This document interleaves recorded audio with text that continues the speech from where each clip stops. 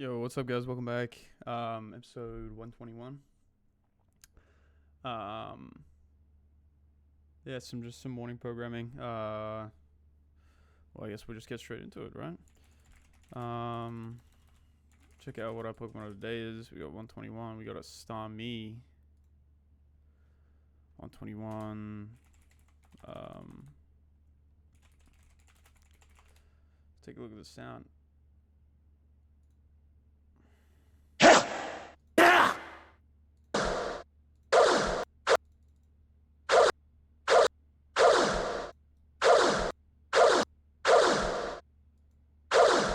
Whoa. This one. Whoa. Whoa. Whoa. Whoa. Whoa. Does that sound? Anyway, let's jump into some problems.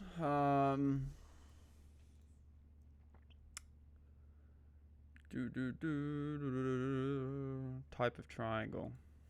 Take a look. It's got a 43% acceptance rate there. Oh, next, red numbers of size 3, which can form the sides of a triangle. A triangle is called an equilateral of all sides of equal length. The triangle is called an isosceles if exactly two sides of equal length. Triangle is called a scalene if all of its sides are of different lengths. Return a string representing the type of triangle that can be formed, or none if it cannot form a triangle. How would it be none?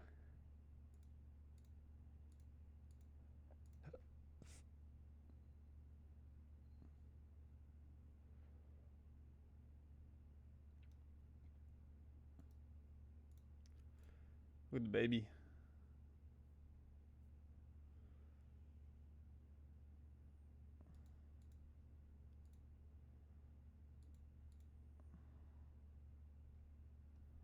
Jeez, man, what is this website? It's so ugly, like.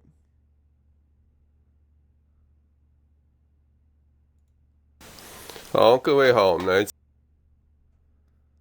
Damn, bro.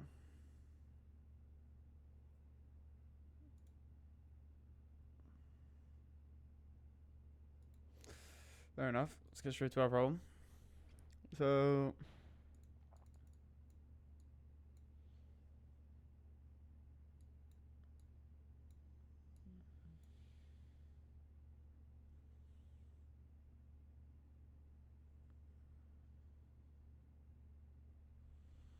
is it always going to be size 3?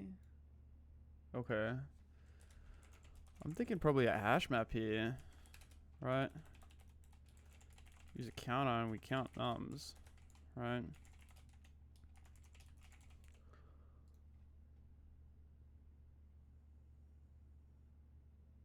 Right.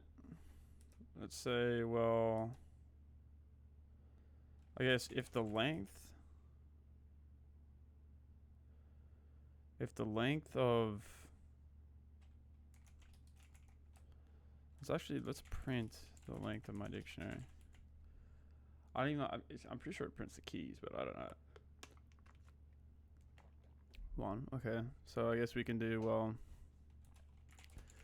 the length of my dictionary is equal to 1, we can return equilateral. Else if the length of _ dictionary is equal to 2, we can return scalene.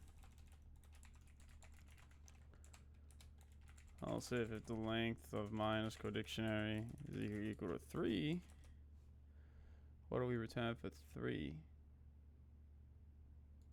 All of its sides are different lengths, then we would return scalene. Two sides of equal length is isosceles. Right, because that should work. Because if it's an equilateral, the length of the dictionary would be 1, because we only have one key, right? If it's 2, then we have 2. If it's 3, then it's scalene, which I think should work. I guess else we can return none.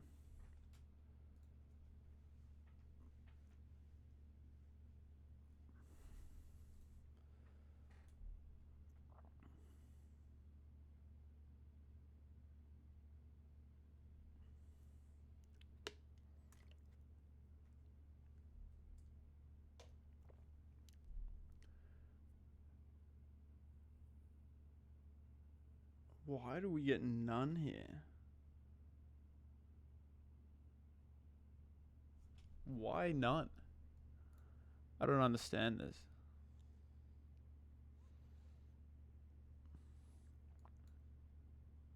How is this none? Am I missing something? If all sides of equal length are triangle, return a string representing the type of triangle that can be formed. None if it cannot form a triangle. How?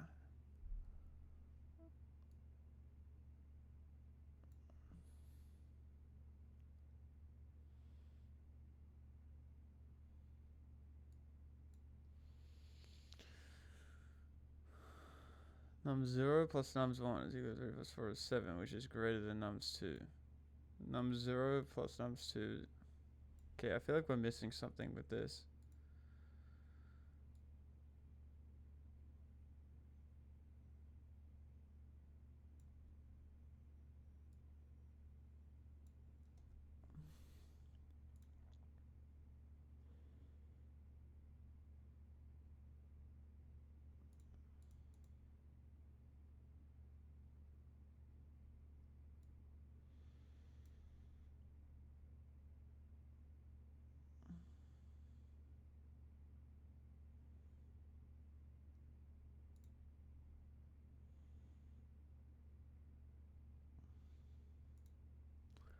I don't really understand. So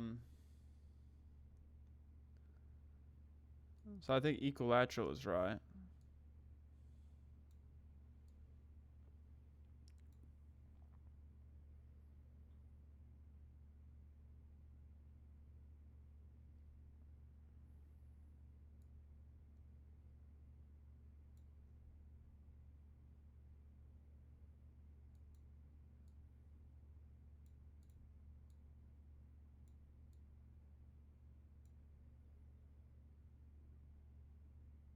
I feel like we're missing something here, bro. I genuinely don't know. Like I don't know. I'm confused.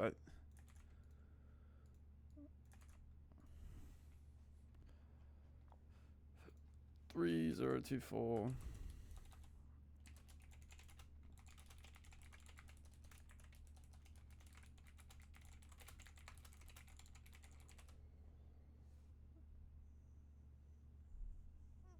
That almost works, but it misses a crucial rule, the triangle inequality theorem. Okay, bro, how am I gonna know about this? Like, valid triangle must satisfy the sum of the lengths of any two sides must be greater than the third side.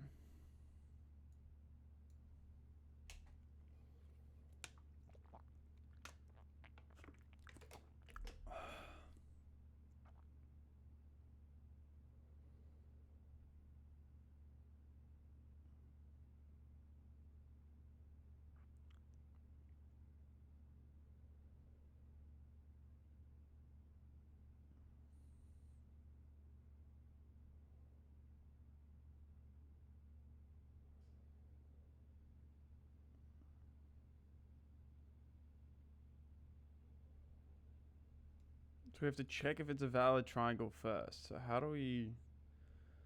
The sum of the lengths of any two sides must be greater than the third side. Okay, so if we do... Okay, so...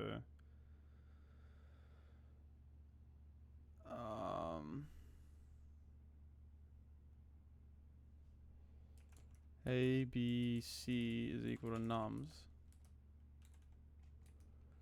If A plus B, what is it?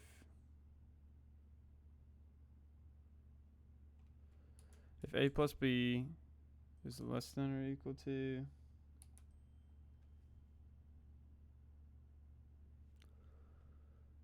to C, then I guess we would return none. Otherwise,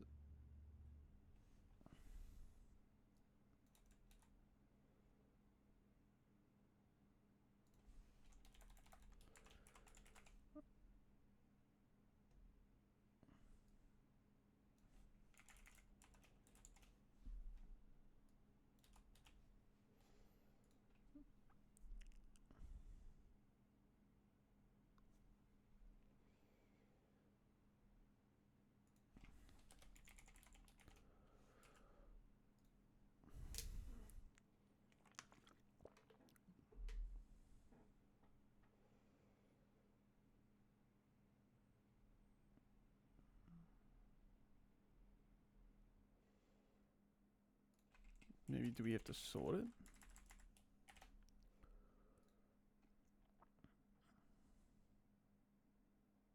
That's so weird. Why do we have to sort it? Why do we have to sort?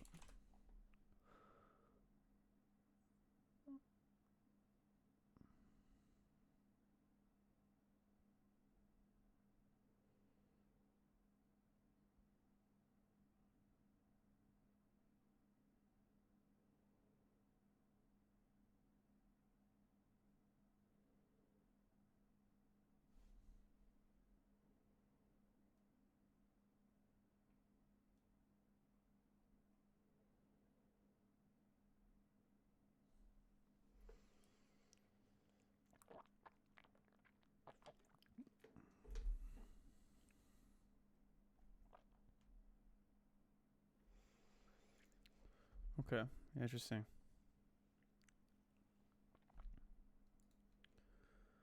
It's a faster solution.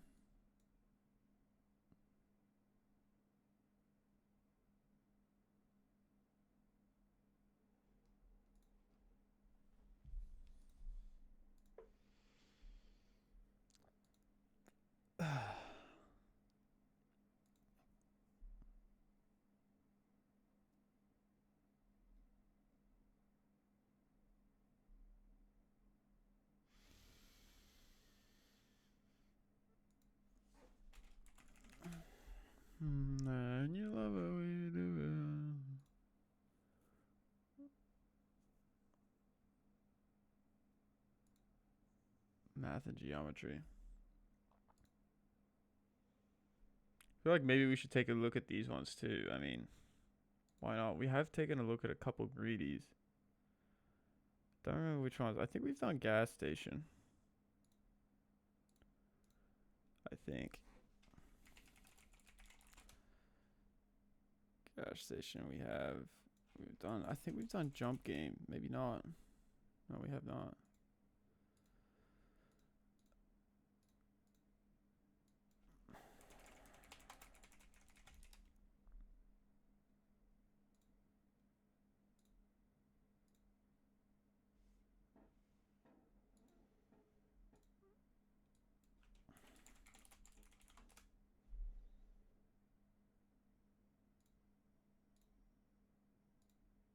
I think we might have done partition labels. That sounds familiar.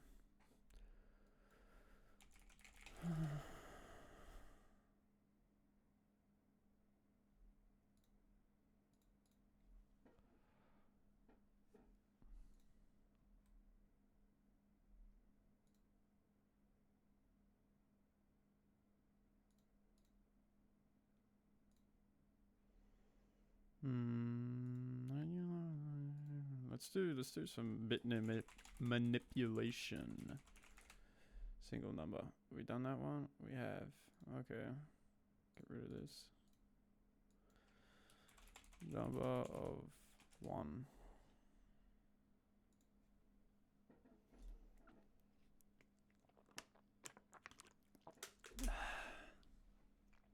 Gonna positive and write a function that returns the number of set bits in its binary representation, also known as Hamming weight.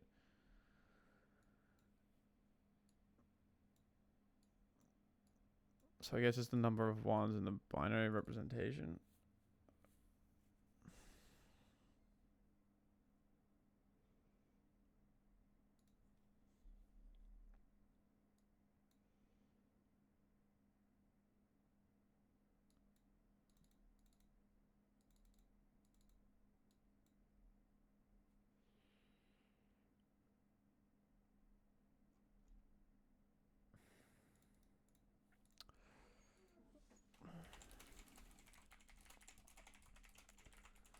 How to convert to binary Python. Bin number.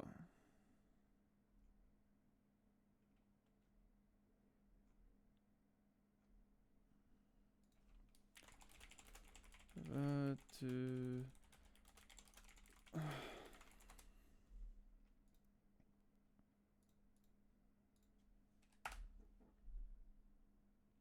the bin function.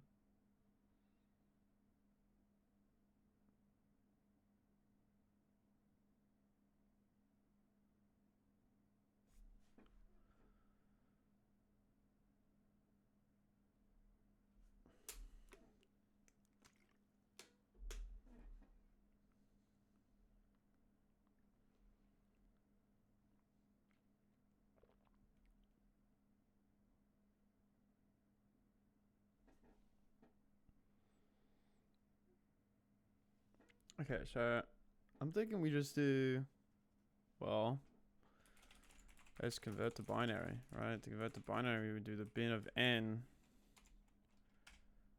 I think.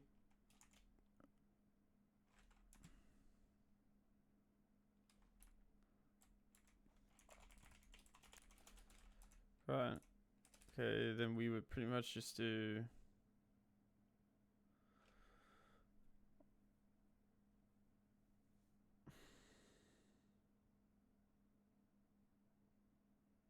I guess we could probably just do like. I guess we could do a hash map and be like counter.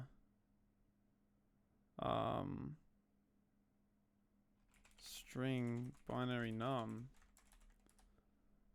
Right. Let's see if that works.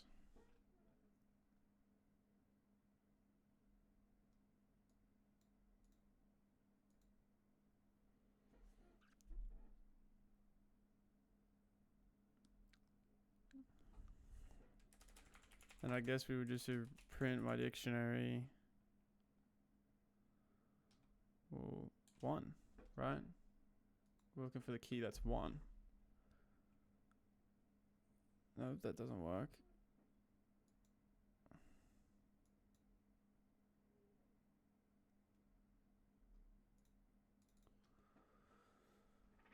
I guess we could just like loop through the string.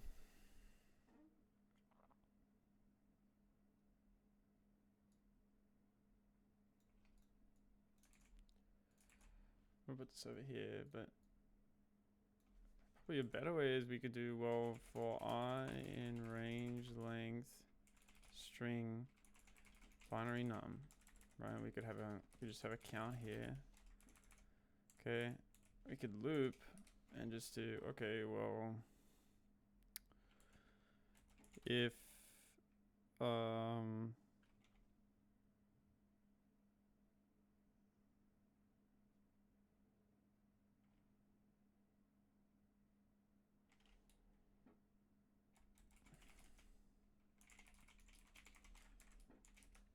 could do, well, if I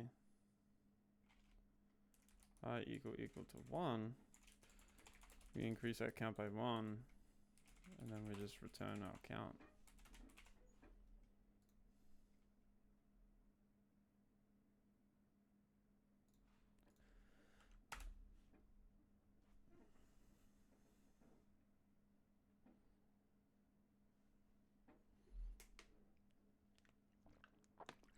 So this bug was, I thought it'd be my dick. 1 is an integer, but my dick has string keys. Oh, bro.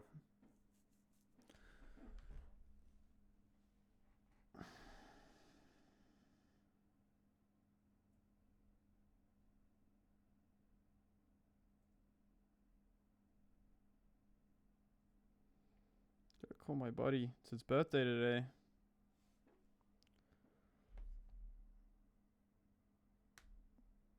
Please leave your message for.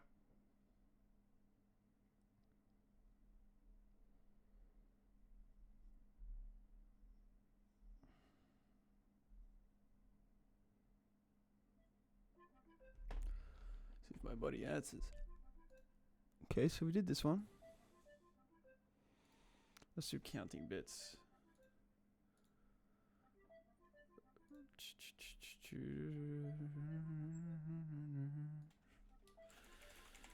Counting. I guess we're doing a bunch of easy problems today. Okay, we already done this one. Just reverse bits. Reverse bits.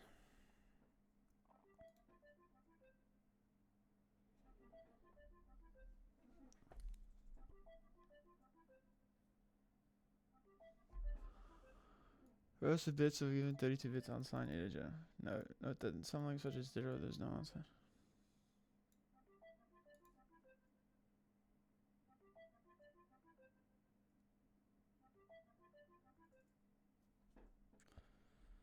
Okay, so since we're using Python, we just have to reverse.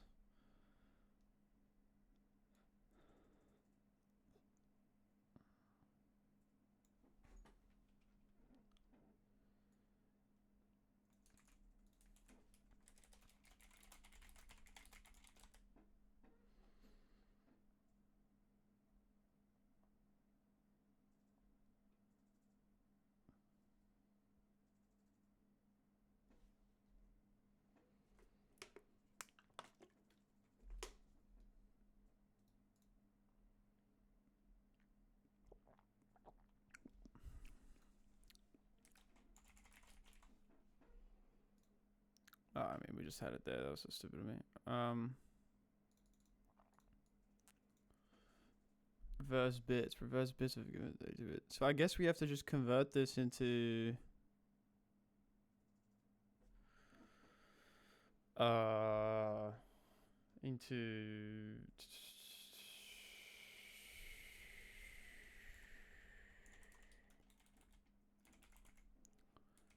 guess reverse val. I got this code here. It says is equal to int n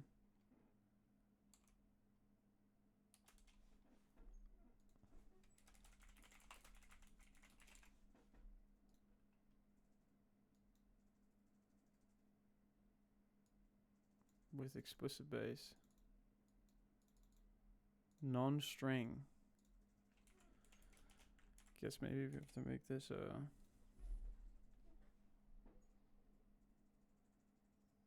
oop.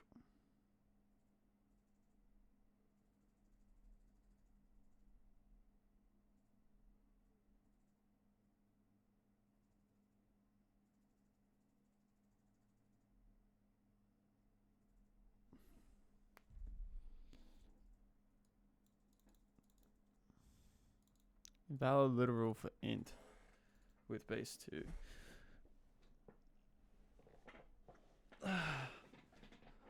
Ow.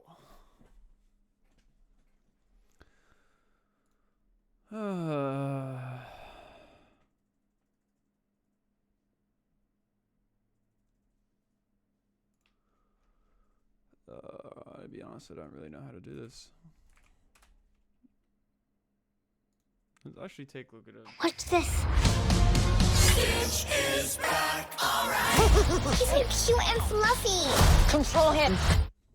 Stitch is back. Hey everyone, welcome back, and let's write some more Leetcode today. So today let's solve the problem reverse bits. And this happens to be another problem from the blind 75 list, or list of common Leetcode problems that we've been tracking in this spreadsheet. We have a solution for the vast majority of them, and I'll be doing a few more of the binary questions.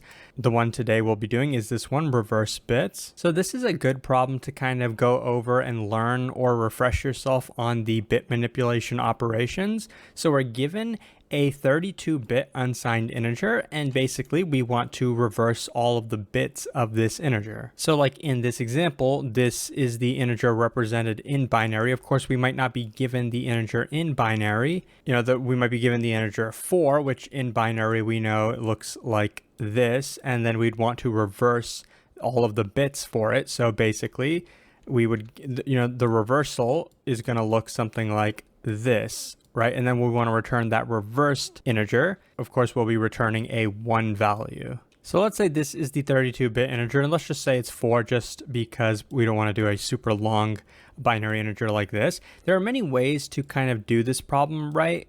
Suppose we declare an output variable for result, and this is where we put the last bit, the 31st bit, and then over here is where we put the 0th bit, right? So we have 32 bits in the output. Initially, we'll just set all of these to 0, right? So we want to go bit by bit in the input, right? We'll start at the 1's bit. We want to get what is over here. If it's a 0 or if it's a 1, and then we want to take it and then put it over here. In this case, it's a 0, so we're just going to put a 0 over here, right? Basically, we're reversing, right? We're taking the bit from here, putting it in this spot, right? Just in reverse order, pretty much like we would do with reversing a string. Next, we're going to go to this one, put it in the next spot, so we'll have another 0 here, and then we'll take a look at this 1, put it in the next spot, so we'll have a 1 here, and then since the remaining of all of these are zeros, then we're just going to have 0, 0, 0 in the entirety of this. So obviously, before when I showed us just reversing these 4, we ended up getting an output of 1, but you can see when we actually do it with 32 bits, the result changes, right? So, and they specifically tell us this is just a 32-bit integer. So this is going to be a pretty large integer, and this is what we're going to end up returning, right? So it's pretty straightforward to understand what exactly we're doing, at least with the solution that I'm showing you. Now the question is, how can we actually do these operations? For example, how can we go bit by bit, get the first bit, get the next bit, get the next bit, all the way until we get to the end, right? How can we go and get each bit? Well, one way in binary is to just take this bit, right, and it with a 1, the AND operation, right? Logic AND. What we're saying is, if since this is a 0, right? If we take 0 and it with... I thought this was just reversing the integer. What was I trying to do, man? I was just trying to convert this to binary. I don't know what I was doing, man. With 1, we get the output to that is going to be 0, right? Which makes sense because we want to know if this is a 0 or a 1. So if we AND it with a 1, we'll get 0 if this value is a 0. That's exactly what we want. If this value is a 1 and we AND it with a 1, then we get 1, right? Which is good because if this is a 1, then we want to get a 1 in the output. So that's the operation we're going to do logic AND to figure out what the bit is. Now that's easy in the case where we're just looking at the 1's place over here. But what if we want to look at this next spot? We want to look at the 2's place, right? And then what if we want to look in this spot, etc., etc.? How are we going to do that? Well, instead of taking this input value and then ANDing it with a 1, we're going to AND it with a 1 shifted to the left each time we, move a different spot in the input, right? How can we shift a 1 to the left? That's also another binary operation. So for example, if we had something like 0, 1, and then we do the shift operation to the left, this is a bit shift operation. If we shift it to the left, what it does is it shifts all of the bits to the left by 1, and it replaces the 1 spot with a 0. So in the output, we'll get this. When we shift this by 1, we'll get this. We'll have shifted the bit to the left by 1. And notice how if we have a 1 over here and then a 0 over here, and then we have zeros all the way for the remaining of it, when we get the output value, it's also going to be a 32-bit integer, right? But this is the only spot we're going to care about because the rest of the spots are going to be 0 by default. Because if we AND 0 with anything else, we're going to get a 0 in the output. Whether, we have a 1 over here or not, if we AND these together, we're going to get a 0 in the output. Okay, so that covers how we're going to get each of these bits. Now, how are we going to put them in the output? Remember how initially we had a result that was just filled with zeros, right? And we're going to start at the beginning, take every, if we have a 1 here, we want to insert this 1 over here. If it's a 0 over here, then we just want to leave the output as a 0. And then we want to move to the next spot to the right and do the exact same thing. So we're going to follow a similar pattern here. If we had a 1, we would take the 1, shift it to the left by 31, right? Because that's going to be the spot all the way to the left. We're going to take this, shift it to the left by 31. So then we'll have, suppose, a 1 here and then 0, 0, 0. What we want to do in this case is not logic AND, but we want to do logic OR when we're trying to figure out what to replace it with. So for example, if we had a 0 here, we would want to replace this with a 1. It works because we take 0, OR it, logic OR it with 1, we get a 1. If we take 0, logic OR it with a 0, we get a 0. So if we had, instead of having a 1 here, if we just had a 0 here, we wouldn't want to replace this. We want to leave it as a 0. So that's what logic OR can accomplish for us. And similar to the previous example, if we had something like this and we were trying to logic OR this, right? We want to put this 1 in this spot. We don't want to get rid of this 1, right? Suppose we had already put a 1 over here. We don't want to get rid of it. So notice how if we take this, logic OR it with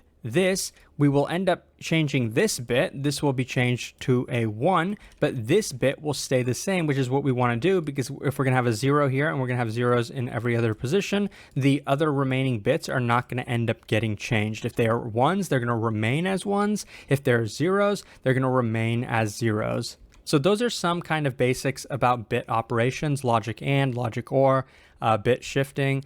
And that's kind of all you need to be able to solve this problem in the simplest way. So now I think we are ready to dive into the code, and it's going to be a little bit shorter than you might expect. Let's declare that result variable that I said. So it's going to be a 0, meaning all 32 bits of it are going to be initialized as 0. And we're going to go through every single bit in the input end. So I'm going to say for I in range 32, because we know it's going to be up to 32. I think we could change the logic of this while n is non-zero, and we could continuously update n. I'm just going to do it this kind of simple way. So remember, the first thing we want to do is we want to get the ith bit of n. So how can we do that? Well, remember, we were going to take n and it with 1 to get the ith bit. But if we just and it with 1 every single time, we're only going to get the first bit, right? We want to get the ith bit. So instead of anding it with 1, we can take n, shift it to the right by I don't think that's what I said in the drawing picture. I think I said we're going to take the 1's bit and then shift it to the left. But if we actually take n, shift it all the way to the right, then in n we will have the target bit that we're looking for, and it will be in the 1's spot. So then we can just take this and it with 1, and then we'll get the result bit that we're looking for in the 1's spot. So this bit will be either 1 or it will be 0.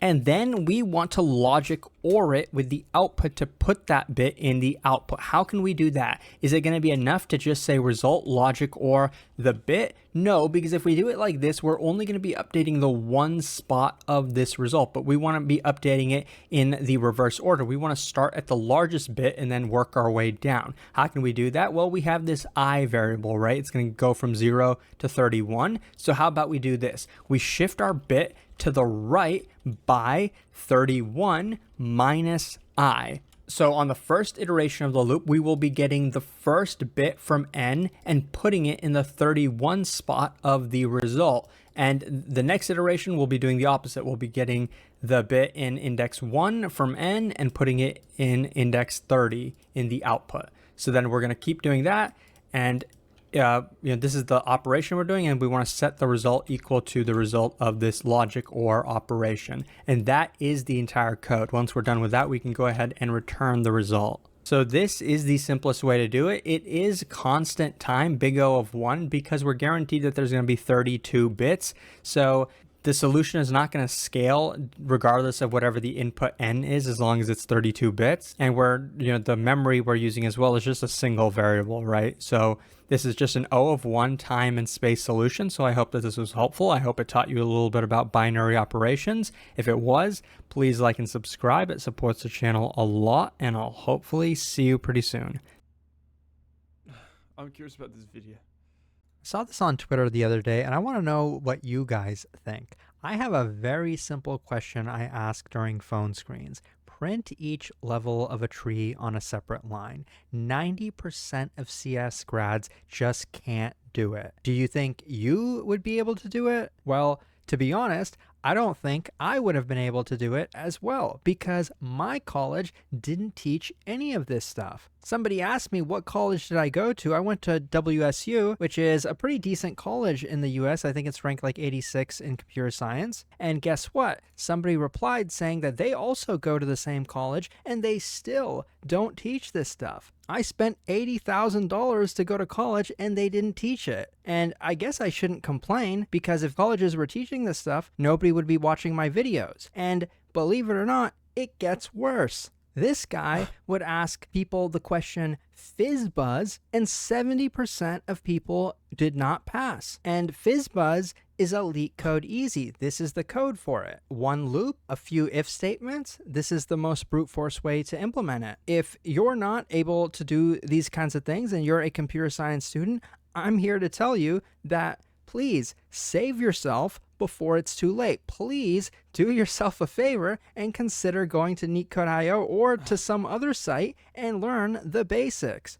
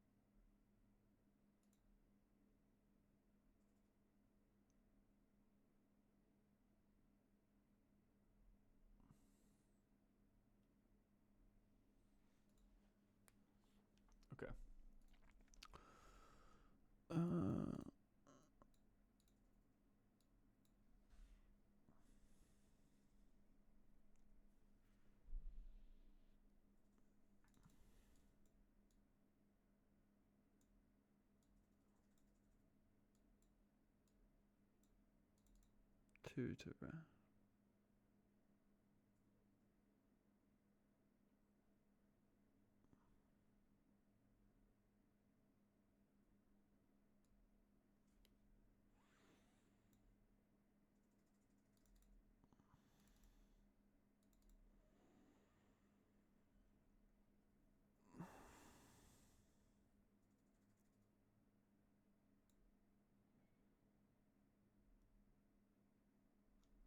Yeah, I find this a little confusing, this bit manipulation stuff, bro. I don't know it that well. 90 those bits.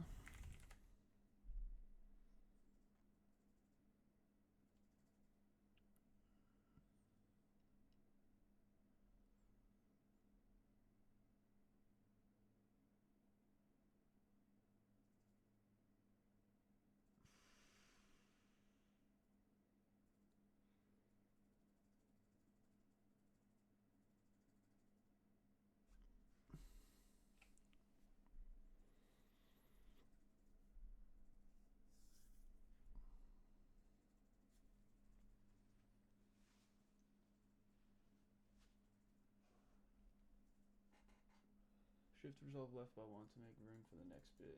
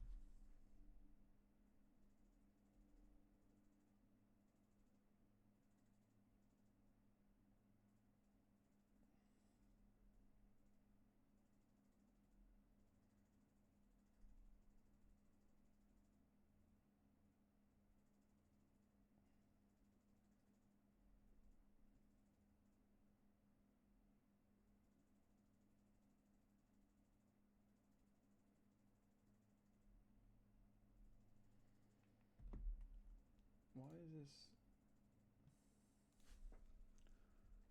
Bro.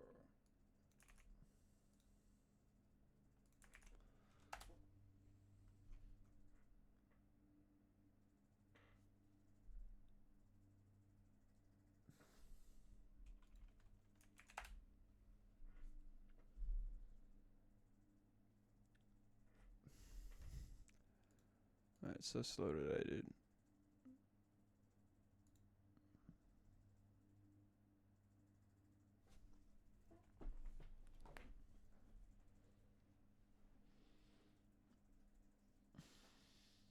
Left shift.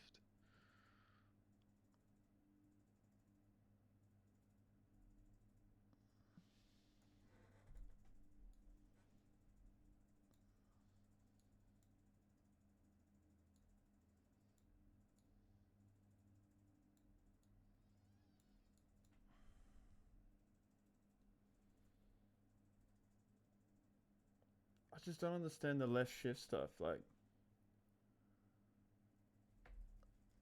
it's the only thing.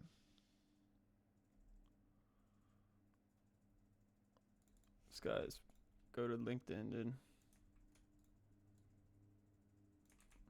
Oh.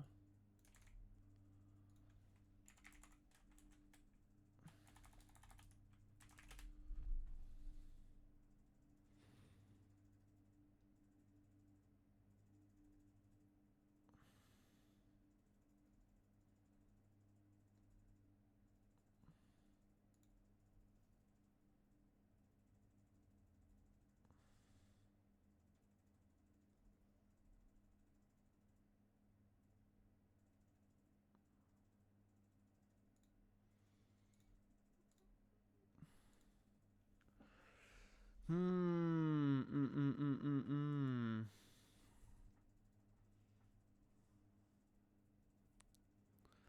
is equal to 3, result is equal to 0.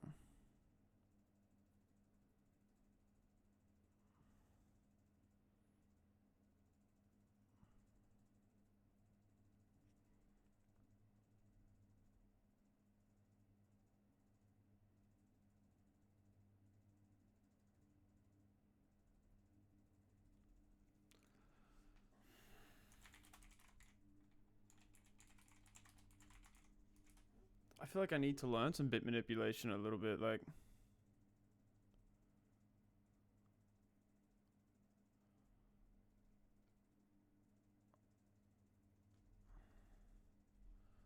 And this is tough, like.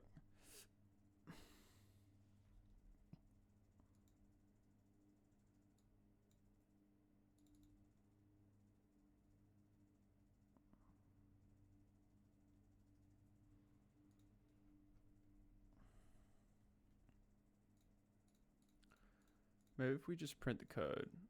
Let's do that. Let's do, okay, result equal to 0. Range 32. We want a left shift. Okay, so result 1 or n and 1. N 1 right shift. And we return our result.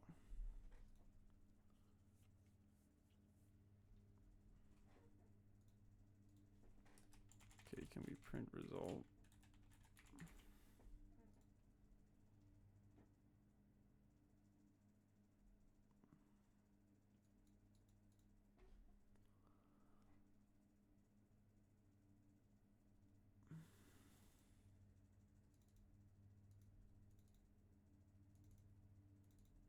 N and 1.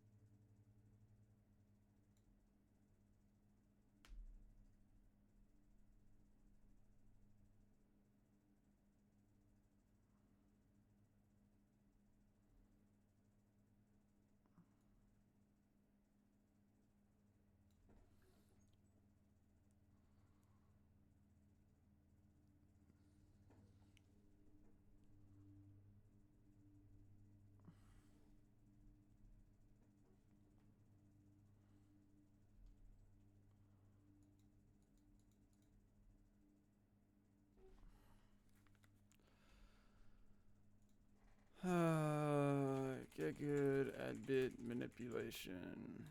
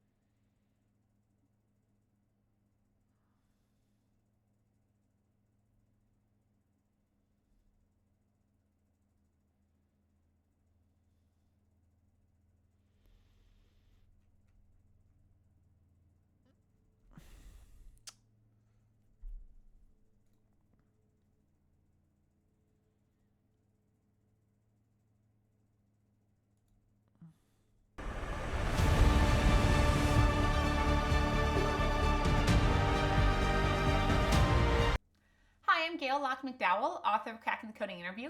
Today we're going to talk about bits. So we're going to talk about how positive and negative numbers are represented in binary. We're going to talk about operations like shifting and arithmetic, including the logical and the I remember learning arithmetic all shift. this in college, but I just And like then we're going to talk about how we can use really masks remember. to do operations like clearing, setting, and getting bits. Now, there's a little bit of cross-dependency in these topics, so the order might seem a little bit funny to be jumping back and forth, but it'll be a little better this way. So let's relate this to base 10 numbers. What does a number like 583 mean? What do those digits represent? Well, it's 5 times 10 to the second plus 8 times 10 to the first plus 3 times 10 to the 0th. In base 2 or binary, we can do the exact same thing. Now let's talk about adding. Well, in base 10, we add up the two digits, and if it hits our limit, then we roll that over to the next digit. So we add the 3 and the 7, that gets 10. That hits our limit of 10, so we roll that 1 over. And now we're adding a 1 and 8 and a 3. And that gives us 12. So we get a 2 down here. That hits our limit of 10, so we roll that over up here. And then we're adding a 6, a 5, and a 1. And that again hits our limit of 10 per digit. So we wrote down that 2, and we carry the 1 over, and we get 1220. So we can do that exact same thing in binary. In binary, of course, our limit of each digit is just 2. So we're going to add this 1 and this 1, and that's going to hit our limit of 2. So we're going to record a 0 over here, carry the 1. Now we're going to add again a 1, a 0, and a 1. That's going to again hit our limit of 2. So we're going to record a 0 there, carry the 1 over. And now we're going to add a 1 and a 1. Again, we're hitting this limit of 2. So we're going to record a 0 here and carry the 1 over, and we get 1000. So that's, again, how you do binary addition. It's very, very parallel to what you do in base 10. Now let's talk about how we represent negative numbers on a computer. Typically, a negative integer is stored in 2's complement form. And what this means is that the very first bit is used to represent the sign. A 0 means that it's a positive number, and 1 means it's negative. Then the remaining bits over here are filled in with the 2's complement, the number that you'd have to add to the positive version, to the absolute value, to get 2 to the 8th in this case. We use 8 because it's an 8-bit number. So let's think about this. What number would we have to add to 0010010 to get 10000000?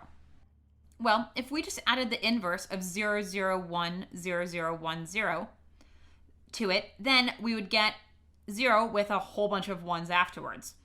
Therefore, if we add 1 up here and a 1 down here, we should get the values we're looking for.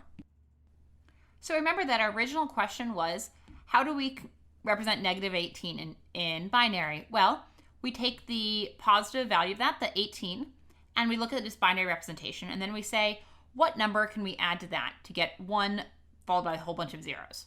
Well, the number we add to it to get all 1s is just invert all the numbers. So if we add 1 to both of those, then we have 11011110. So therefore, the 2's complement, the number that you'd add to this series of bits here, is in fact that number. So our negative representation is this right here. So that's how we represent negative 18 in binary. So just to make sure you understand that, let's look at one more example. So if we want to convert negative 123 to binary, we'd be looking for the thing that we add to 123's non-signed bits, so these bits over here, to get 2 to the 8th. So we'd take 123, convert it to binary, so we get that, then invert all of the bits, and then we add 1 to that, and that will give us our 2's complement version of negative 123. The next topic I want to talk about is shifting. Specifically, 2 types of shifting. So we flip everything. 0, 0, 0, 0, 1.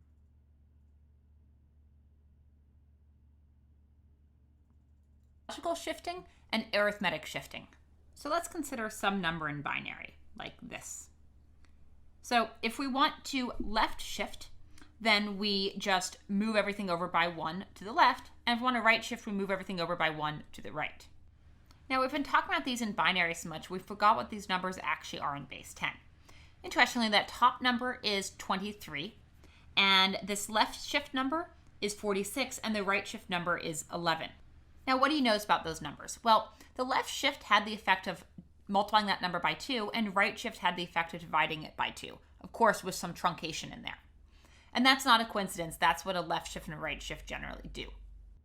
Now, some of you might be wondering, what happens on a negative number to this sign bit if we're doing a right shift? Does it shift with the number or not? And that's an interesting question. And that's where we get into logical versus arithmetic right shifts.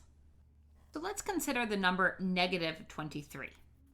In a logical right shift, we do what we would logically think that a right shift would do. We move everything, including the sign bit, over. This gets us this weird value of 116, which doesn't really seem to have any particular relationship to the number negative 23. The arithmetic right shift operates slightly differently, but in doing so preserves an arithmetic relationship between the original number and the new right shifted number.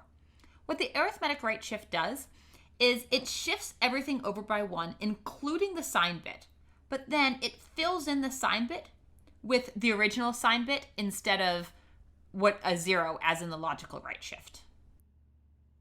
The resulting number is negative 12, which does still bear that sort of that divide by 2 relationship, except that with negative 23 dividing by 2 is negative 11.5, so we're rounding to negative 12 this time. So now we're on to our final topic, using masks to do things like getting a bit, updating it, things like that. First, let's review some of the basics. When we AND 2 bits, we get a 1 only if both of those bits are 1. When we OR 2 bits, we get a 1 if either of those 2 bits are 1. And when we do an XOR, we need exactly one of those 2 bits to be a 1. If both are 1s, we get a 0. So now let's turn to how you'd get. So 0 or 0, 0 can only be 0. 1 or 1 can only be 1. 0 or 1.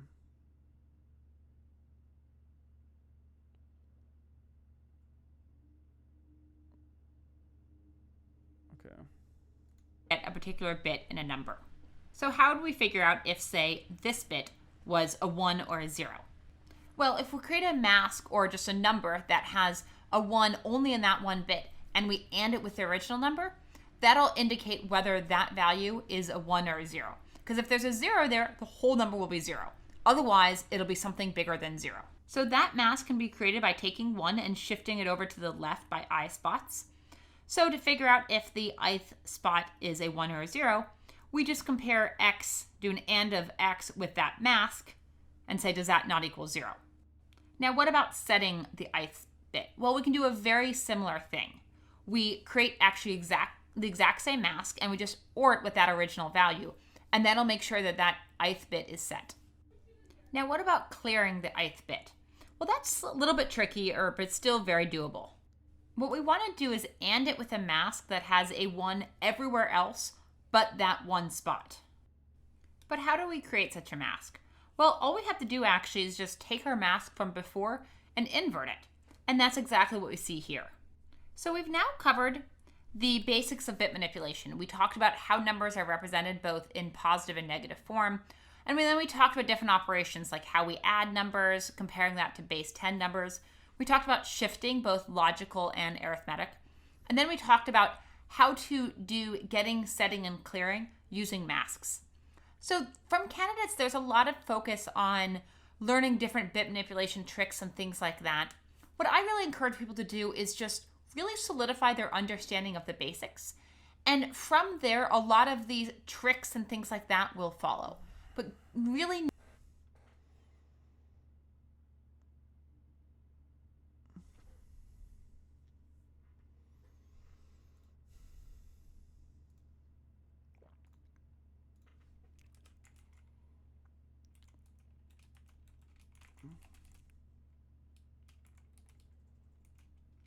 N and 1.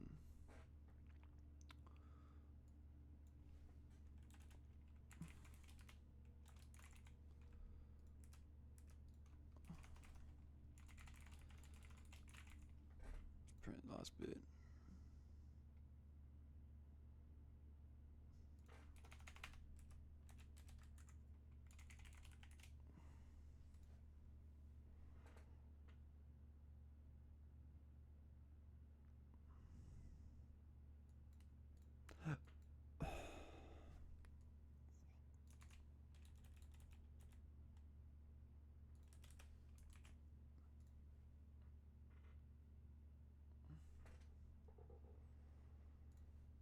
the last bit. NN1.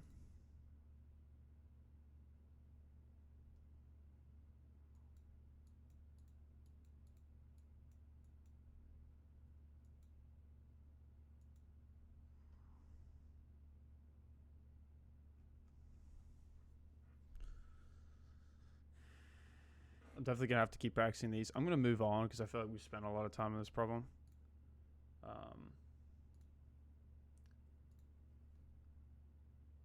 I definitely feel like I have to kind of redo my fundamentals of bit manipulation because it's definitely tough. Tough for me to wrap my head around.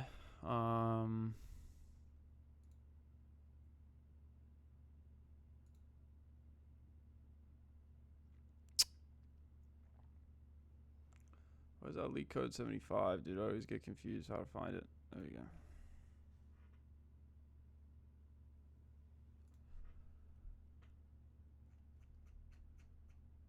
Bit manipulation in here? Bit. Counting bits, single number.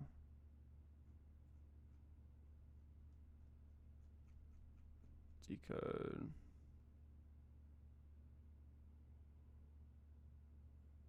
Let's do some classics over here.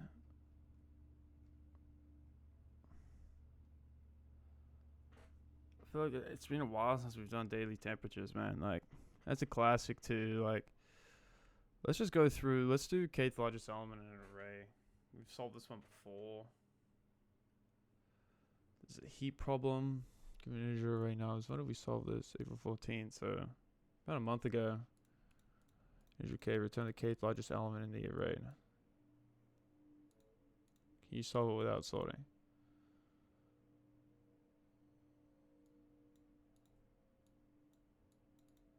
Kth largest element. Okay, so we would make them in heap, right? It's pretty obvious. Let's grab the Python heap Python documentation.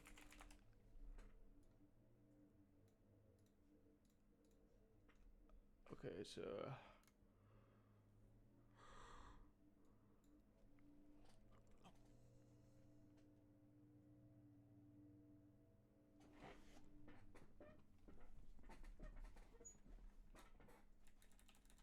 maybe we need to do just like heap q dot heapify nums.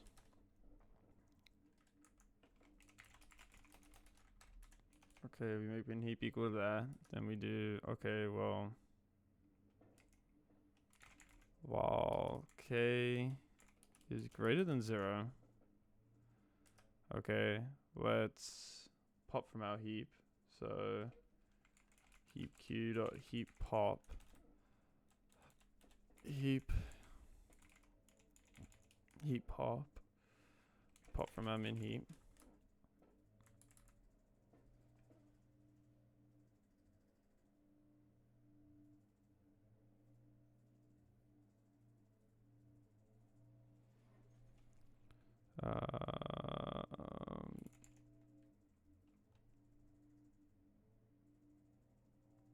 K is equal to 2.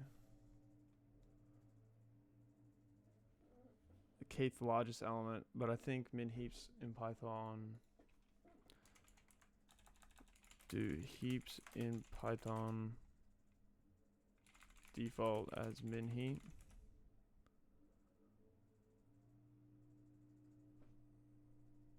Okay, smallest element is always pop to the root, so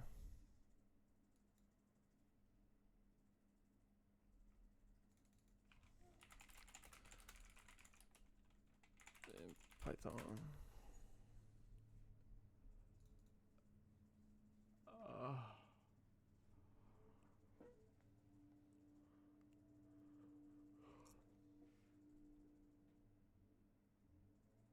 Or I guess we could just kind of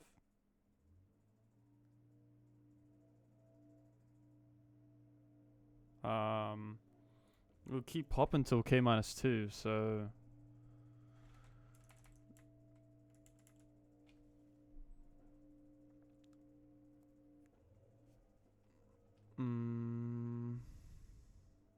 We just turn it into a max heap.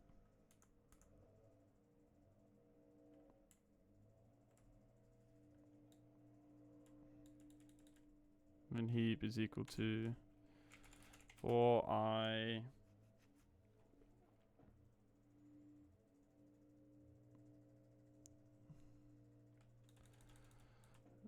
negative I 4i in nums, right?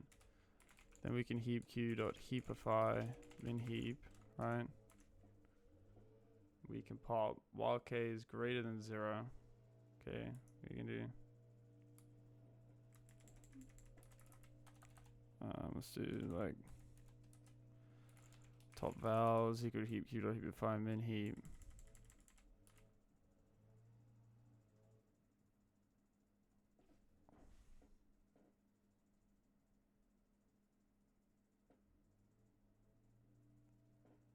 Like a second, we'll only need that value.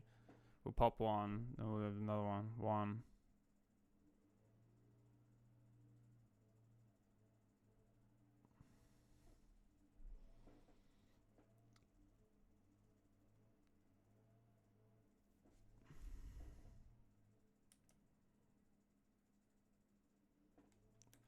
And we can just return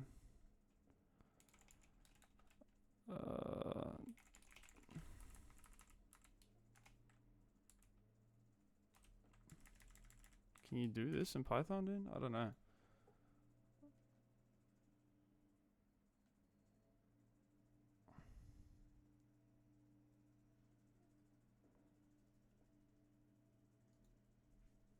Maybe we have to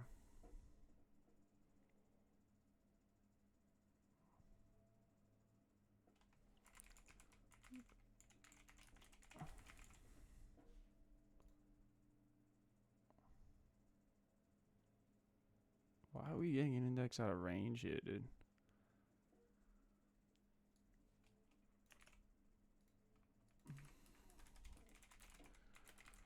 Getting index out of range. I don't know why we're getting an index out of range here. You're heapifying inside the loop repeatedly. Don't heapify inside the loop, decrement. Oh my gosh, dude. Okay, so we don't heapify inside the loop. We just decrement k minus equal to 1.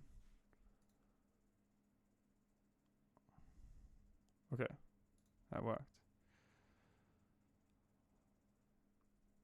Sweet.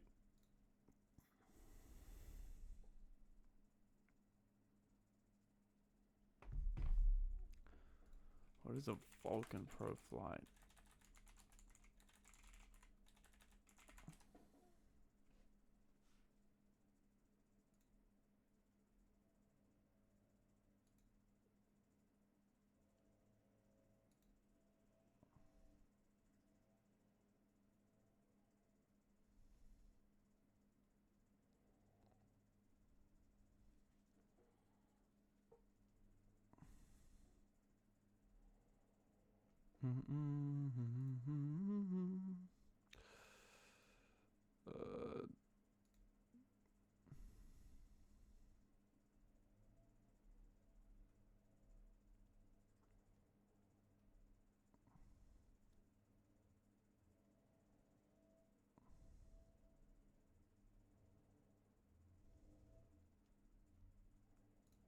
Let's take a look at daily temperatures again, man. It's been a while since we've done this one. Like, yeah, Feb 17th. It's been about, what, 3 months or so.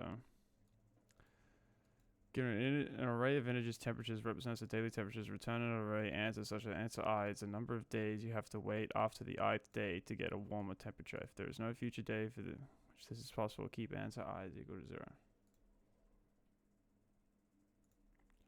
I remember there was a little trick with this one.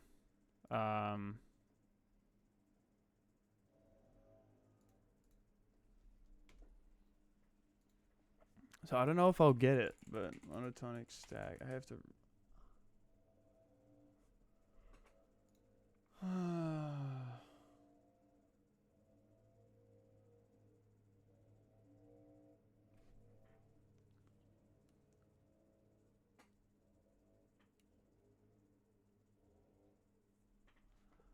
Okay, so Temperatures 73.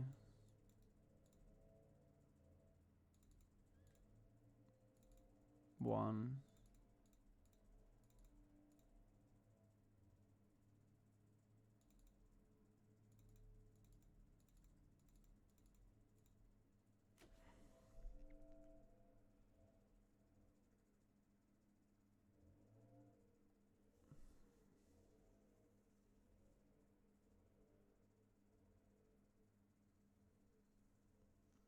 Hmm.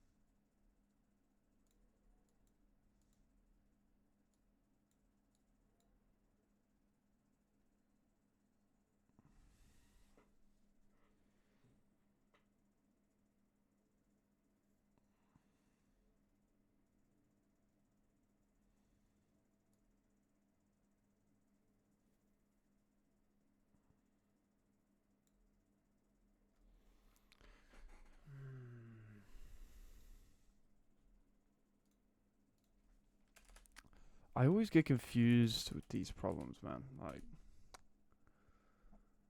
so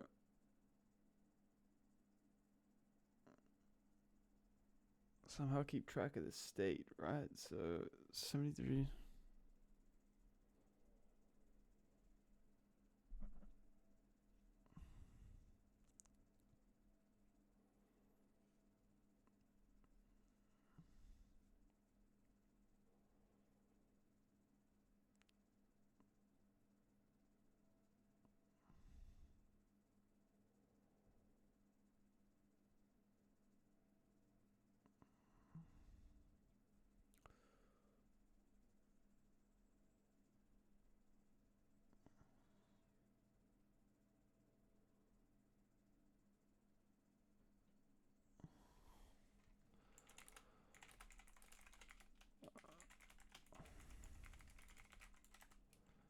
Temperatures. Okay, so we can do stack.append I guess nums I.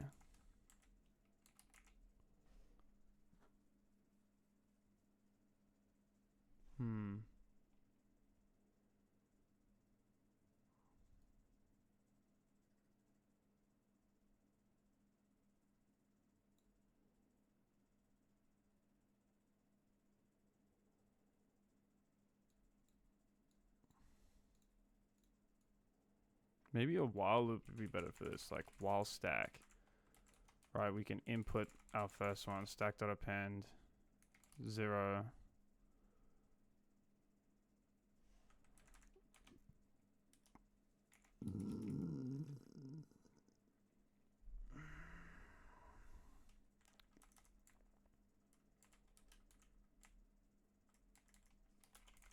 temperatures I, right?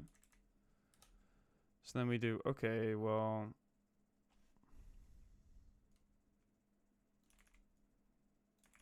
maybe we want,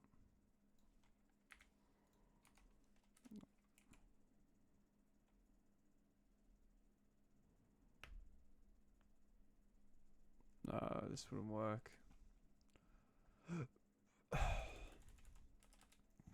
For I in range, length, temperatures. Right, we can do, well, stack.append I, temperatures I, then, okay.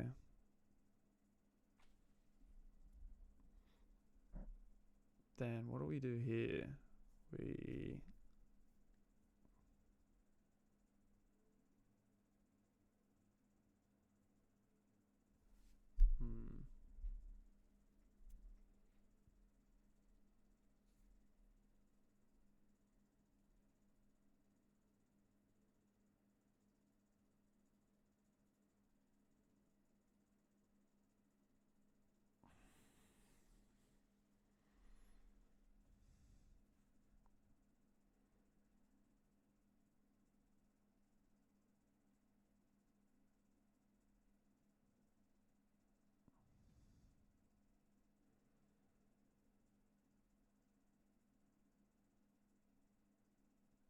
okay, so we loop through.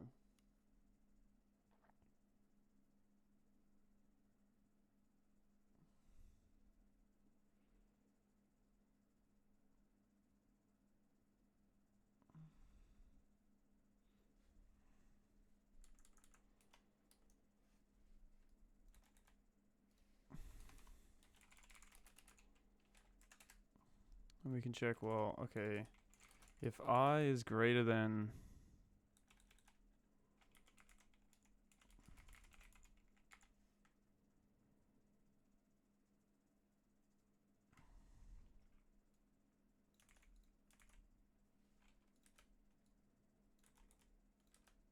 temperatures I is greater than stack minus 1.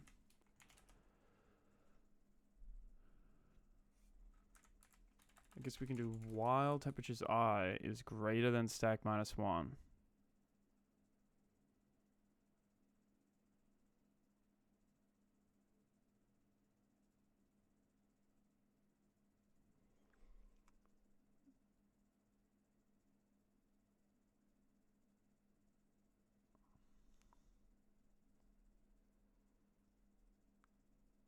It's greater than stack minus 1. Then we can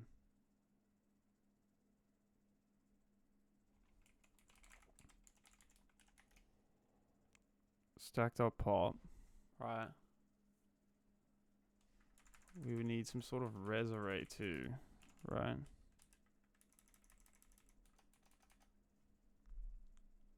We would res dot append a val index is equal to stack dot pop.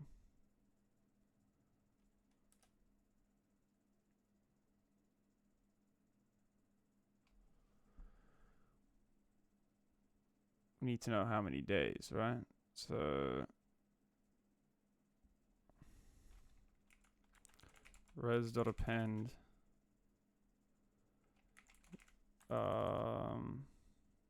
I minus index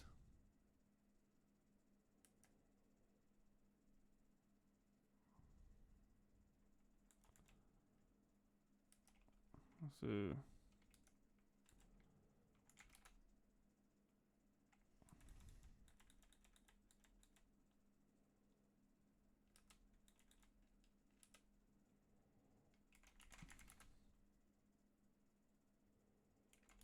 while stack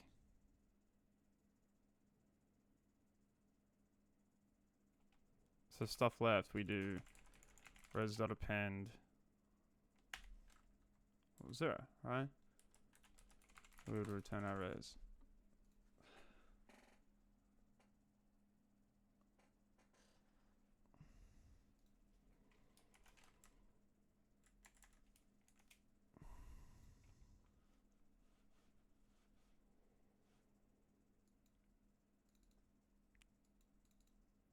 Temperatures are is greater than stack minus 1. We want the first value. I think this works. Memory limit exceeded. Temperatures I is greater than stack minus 1, and then we want the 0th value.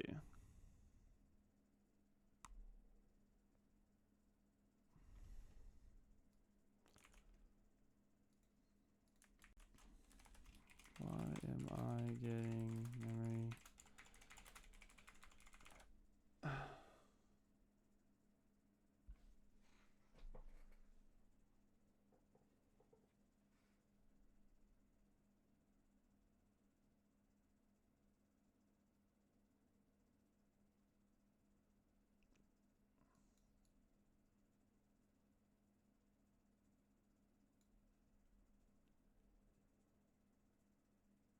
Oh.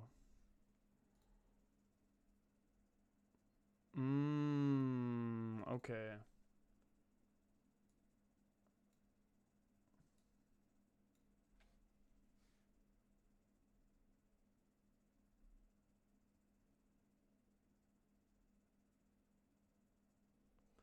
So res needs to be full of 0 times the length of temperatures, right? So now we wouldn't need this part here, right? Get rid of this. Okay, but now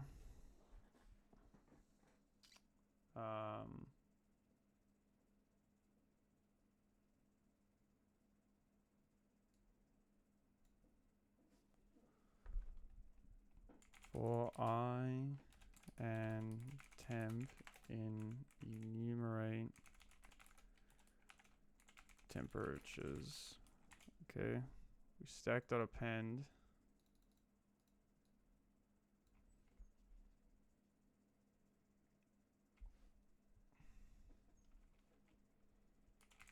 Temp I.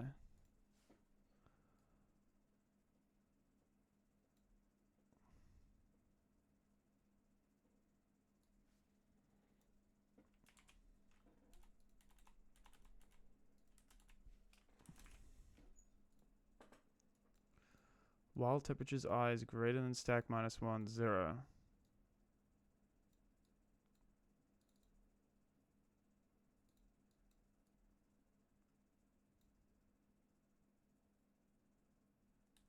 I guess we would do res.index is equal to I minus index. Right?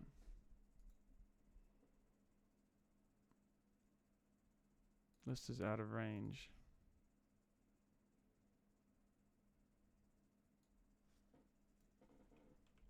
While temp.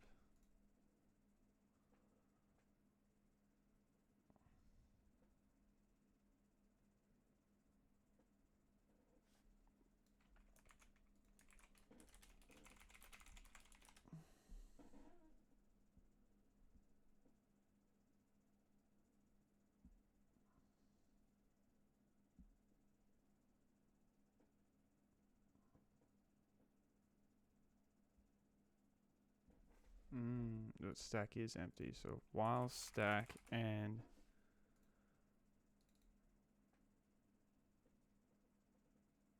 there we go.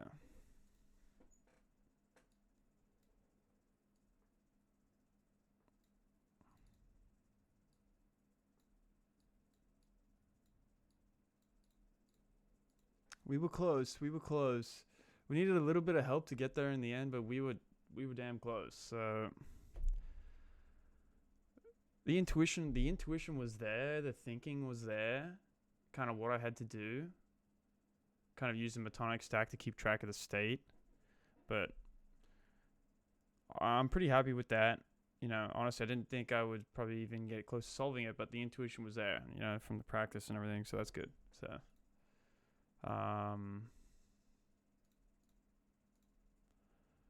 yeah, well, we just solved this one, so let's see how long we've been going for. About an hour and 24. Let's solve one more problem.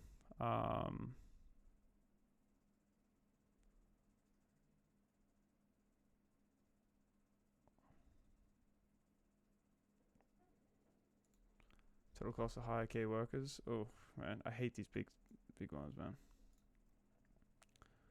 Alright, cost. What cost I is the cost of hiring the ith worker. You are given two integers K and candidates. If you want to hire exactly K workers according to the following rules, you will run K sessions and hire exactly one worker in each session. Choose a worker with the lowest cost from either the first candidate's workers or the last candidate's workers.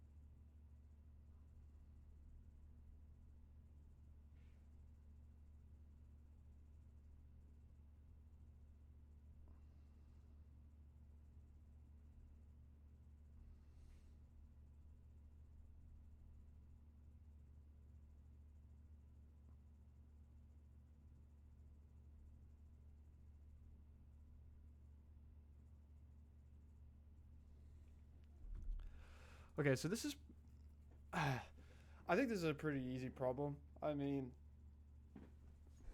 it's obviously a min heap problem here. Actually, I'm not going to say it's a pretty easy problem because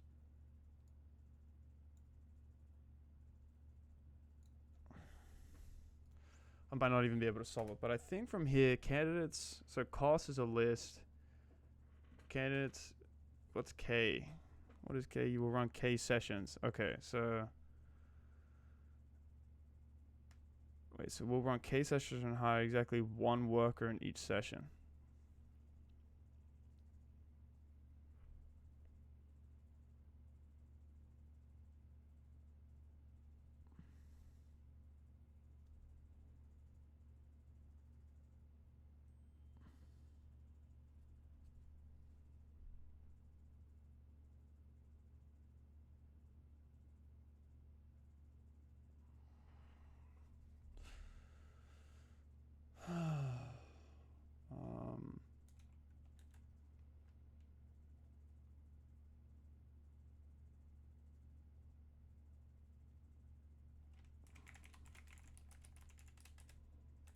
Let's create a min heap. Alright. Then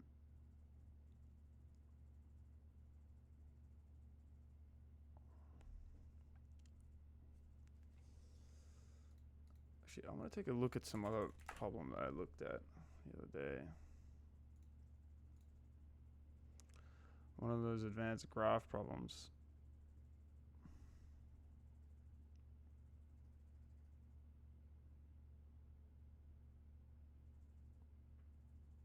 I think it was this one. Just a min heap problem.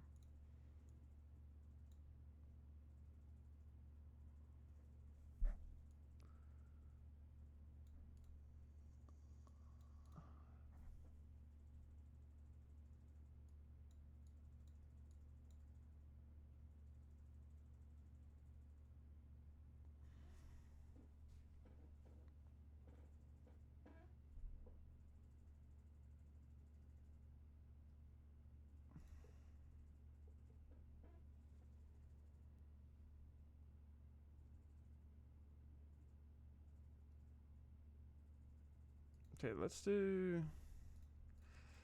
I think for this one here, we definitely need to do heap q dot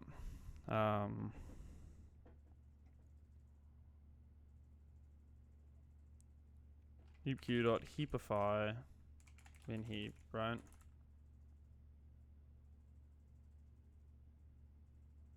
I guess we could do.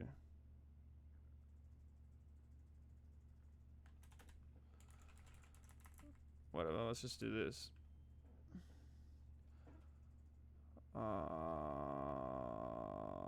Heap q dot heapify min heap, right? Let's just print out min heap really quick just to make sure I did it properly.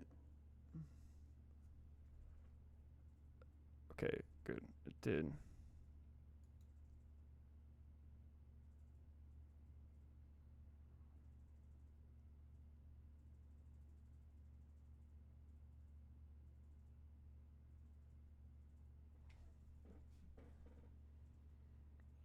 Okay, so we hire 3 workers in total. The total cost is initially 0. In the first hiring round, we choose the worker from this. Okay, the lowest cost is 2. We break the tie by the smallest index,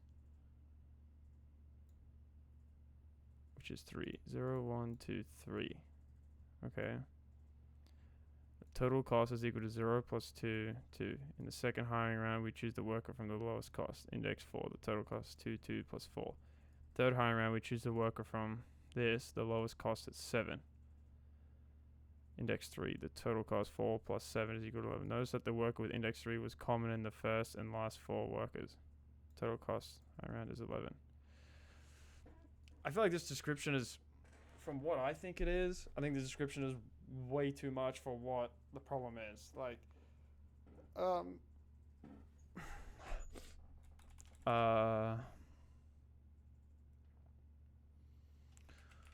okay, so while k is greater than 0, I think we would literally just top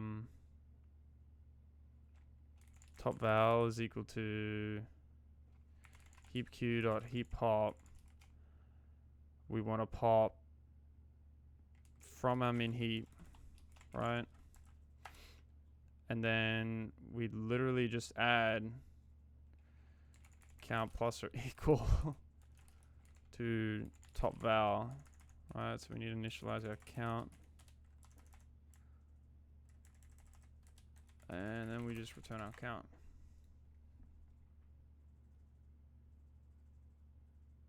Index is out of range. Oh, I always forget to decrement dude in the while loops, bro. Okay, there's no way that that's the answer, bro. Like, there's got to be something more to this. Like, okay, that's what I thought. Output for 14, candidates 2, k is equal to 11. We're missing something here. This problem is horrible though, so I don't know. Maintain 2 min heaps, one for the left and one for the right. Compare the top element from 2 heaps and remove the appropriate one. Add the new element to the heap and maintain its size as k. Why do we need to maintain 2 heaps though? I do not understand.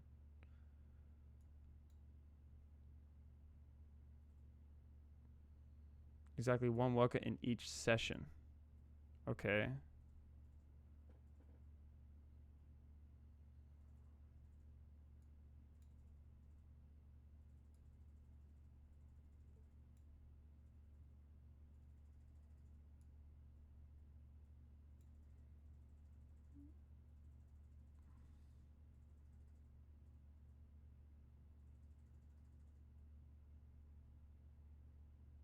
Bro, I don't understand why we have to maintain 2 heaps. I don't get it. Like,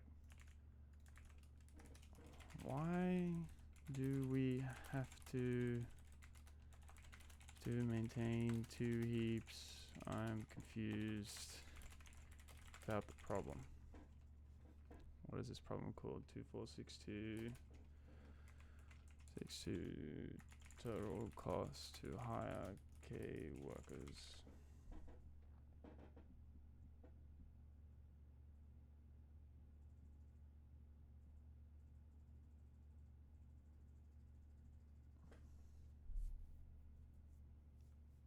You can consider at most candidates workers from each end of the list, front and back.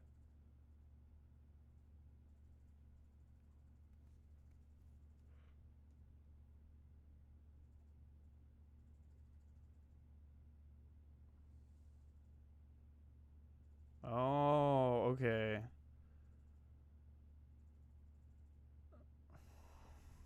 Okay, so let's do first min heat is equal to costs. We go to candidates. Second min heat is equal to cost, and we slice from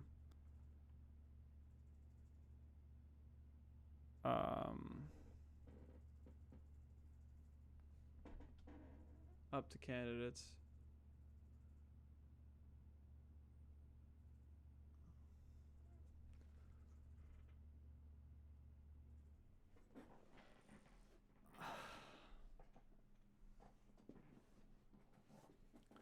Jeez, that's a lot of code for.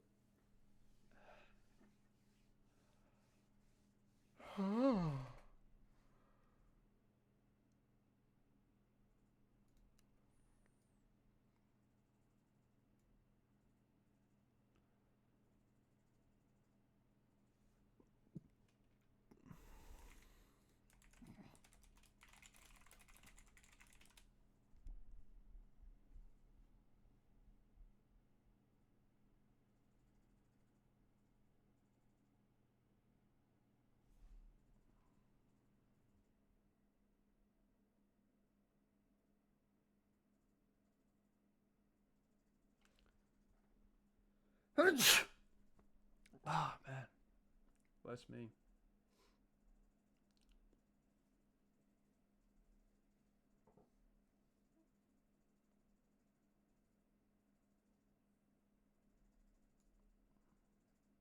Avoiding overlap. We take the max of candidates.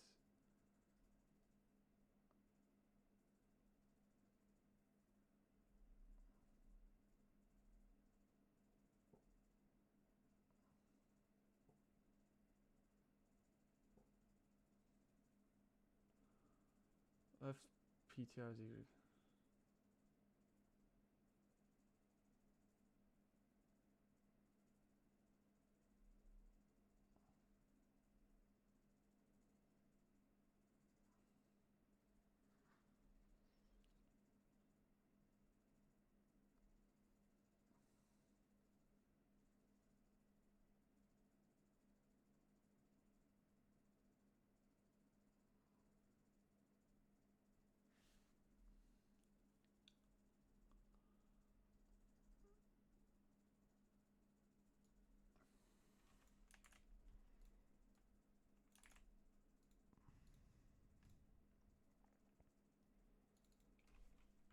First min heat. We would have to do the same for this one.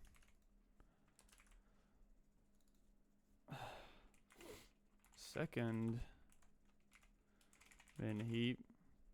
While k is greater than 0, we do, let's do first val. What we would need, first min heat. Second val is equal to heap q dot heap pop second min heat. We do count.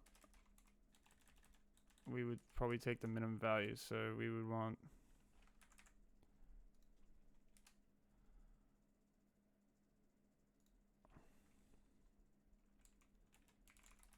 val is equal to min first val second val, then we take the count plus equal to val k minus equal to 1. Candidates is not defined. Whoops.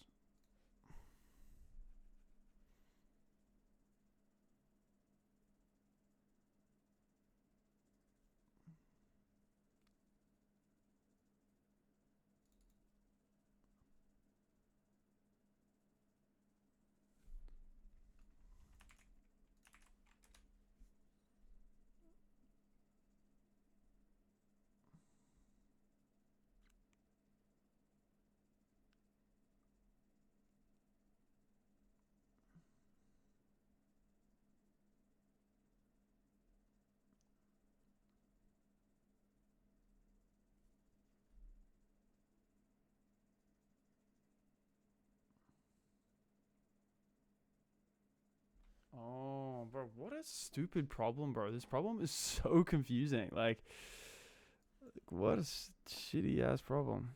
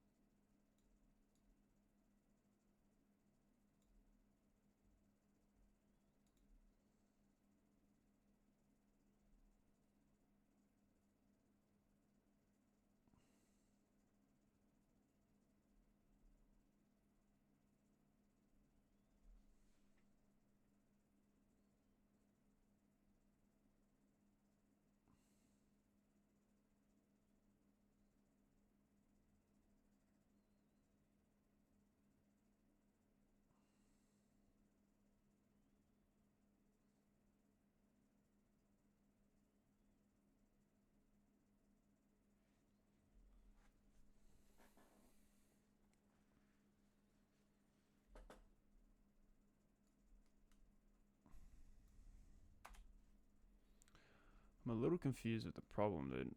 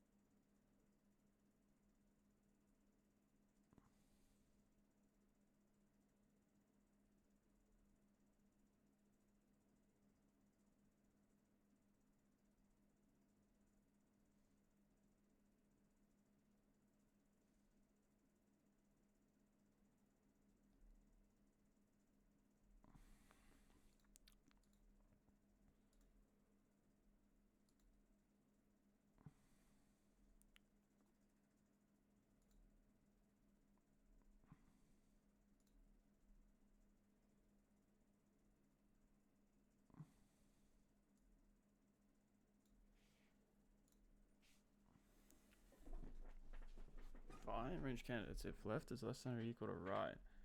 Heap q dot heap push.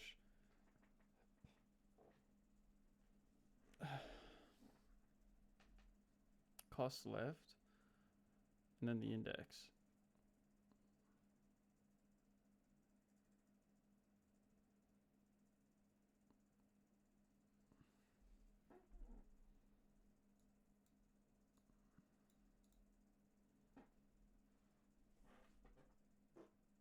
Total cost plus or equal to cost.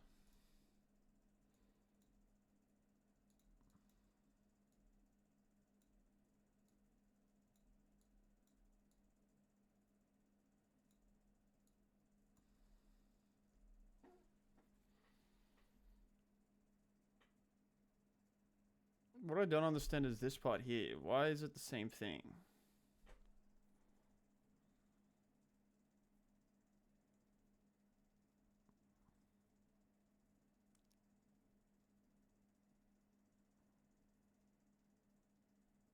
Oh, I think that's why we're moving them.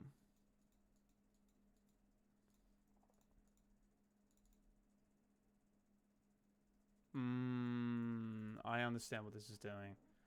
This is evenly halving the array.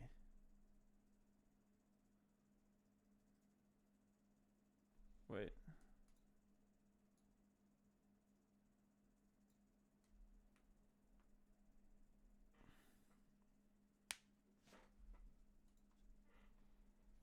Okay, let's do min heap is equal to this. Left is equal to 0. Right is equal to the length of cos minus 1. And then we have our count is equal to 0, right? Create the initial heap, right? So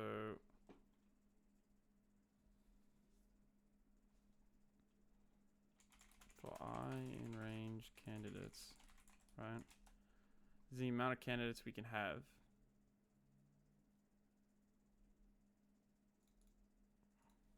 Okay. If left is less than or equal to right, heap q dot heap push. We push on our min heap, and we want a tuple of our cost left and our index value, right? Left plus or equal to 1. Okay, let's print our min heap, dude. I'm curious to see.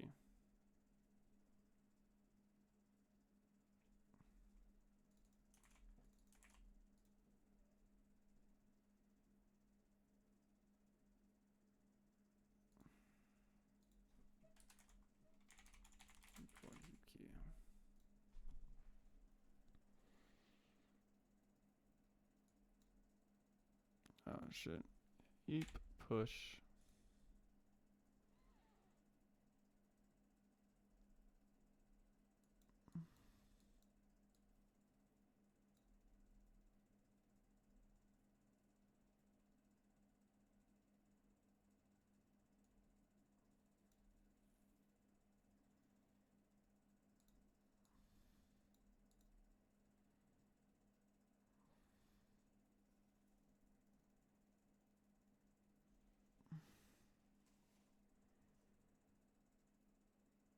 So we put 17, 12, 10, and 2 in, right?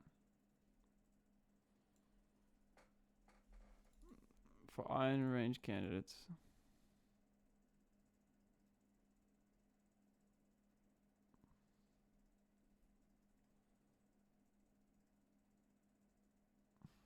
Okay. Then we go for I in range candidates. If left is less than or equal to right, then we do, okay, heap q dot heap push min heap cost right, need the index value, right minus or equal to 1. Then we print our min heap as well. See what that looks like.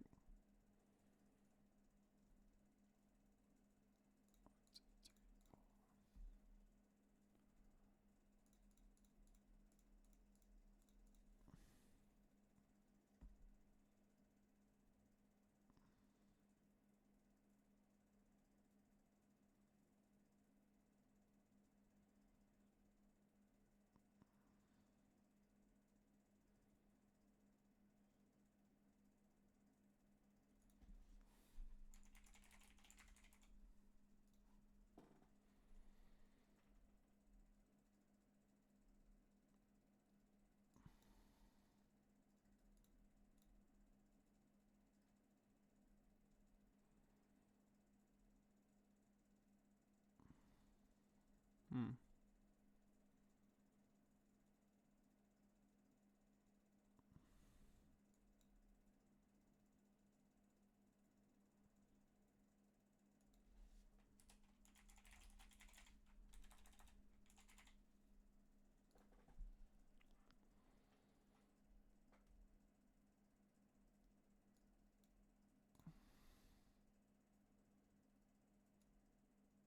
Oh, we're going through candidates. Oh my gosh, dude, am I that stupid? That's why it took me so long, dude.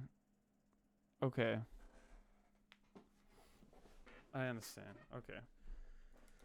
So now, hire the key workers, right? We would go, well, while k is greater than 0, okay, we pop from our heap min heap dot heap q dot heap pop min heap, right? We would add up our total cost, so we would go, let's call this cur cost. Let's do count is equal to count plus or equal to cur cost, and then we decrement our k by 1, right?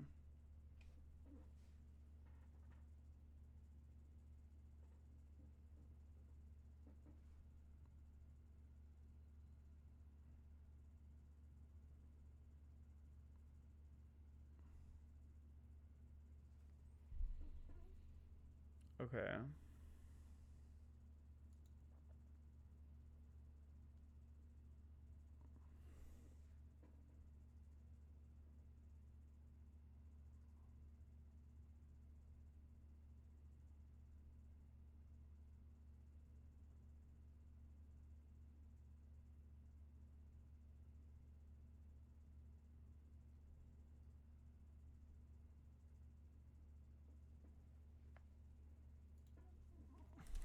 Add the next worker. So if left is less than or equal to right,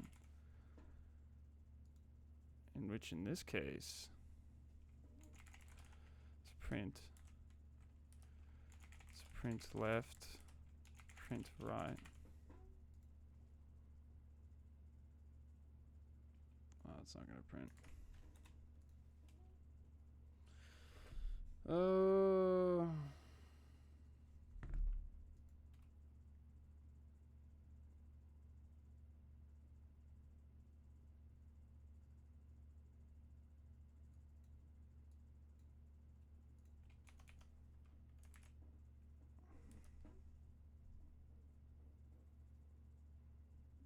Less than or equal to right. If index is less than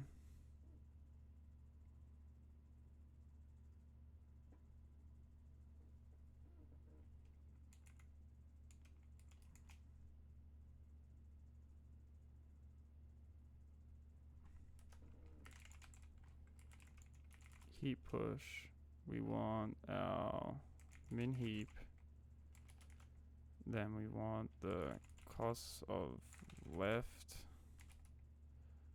and then the index value, increase left by 1, else then we pop our other half, right? Heap push, min heap, cost right,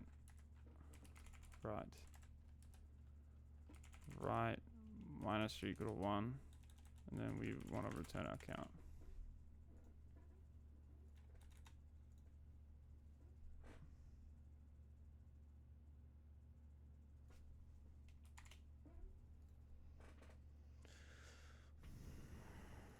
If left is less than right, if index is less than left, right? If our index is less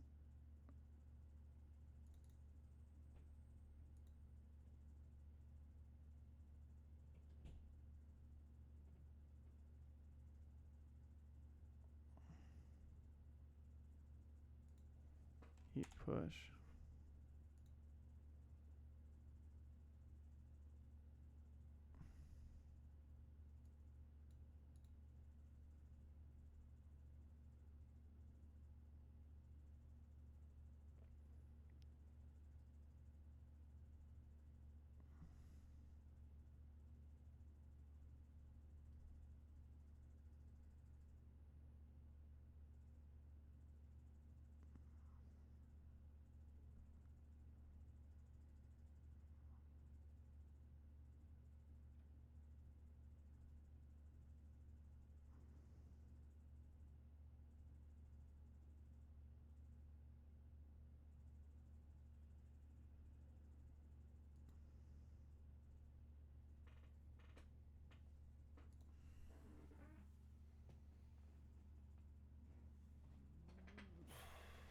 Okay.